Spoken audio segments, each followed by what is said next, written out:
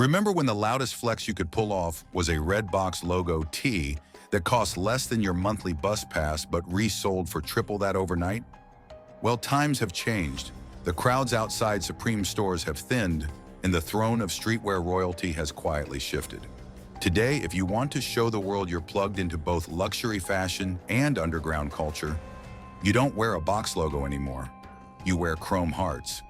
But how did a brand that was once known mainly for rock stars and biker jewelry become the new streetwear status symbol, replacing Supreme as the ultimate hype beacon? It's a story about exclusivity, culture, and timing. The Hypebeast era of the 2010s was built on a very simple but extremely effective formula: drops, logos, and community. Supreme didn't invent those ideas, but it perfected them in a way no other brand had managed before. Every Thursday felt like a holiday for streetwear fans. A new drop meant a new chance to score something that only a handful of people would own, and the very act of lining up outside a Supreme store became a cultural ritual in itself. Think about it. A simple logo on a plain white tee had the power to shut down entire city blocks in places like Soho or Tokyo. Hundreds of kids, some of them barely teenagers, would camp outside overnight in the freezing cold just to buy cotton for retail, knowing that within hours they could flip it for double, triple, or sometimes even 10 times the price. What other brand in history managed to make a screen-printed t-shirt more valuable than a luxury handbag? That's how insane the hype had become. Supreme created not just a clothing line, but a global resale economy worth billions. It was one of the first times fashion felt like a stock market, with pieces moving in price like volatile shares. The Thursday drop wasn't just a release, it was a gamble. Would this tee go up or down? Would the box logo hit $1,000 by midnight? It gave teenagers the adrenaline rush of Wall Street traders without ever touching a suit or a tie. But the problem with hype is that it eventually burns out. Supreme's magic started to wear off the moment the brand became too visible.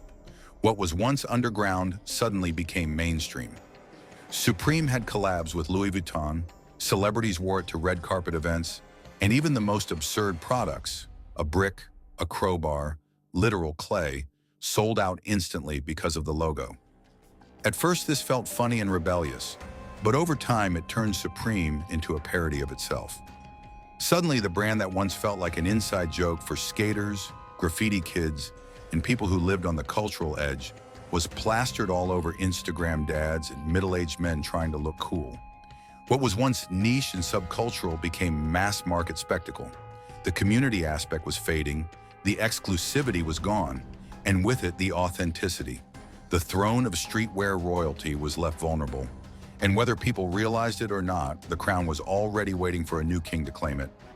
That king turned out to be Chrome Hearts. Founded in 1988 in Los Angeles, Chrome Hearts wasn't new at all.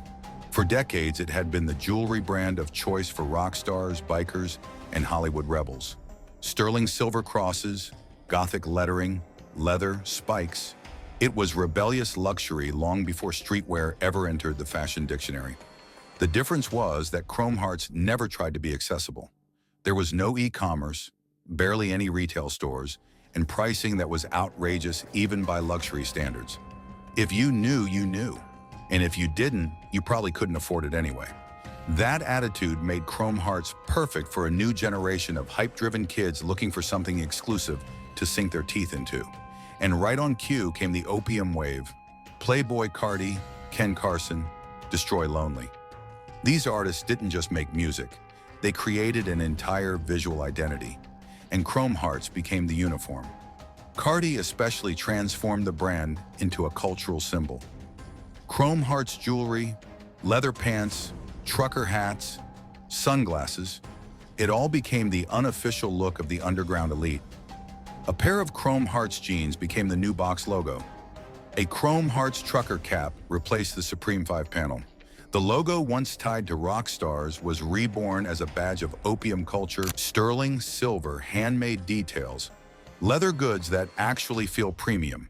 It bridges the gap between underground street culture and high fashion.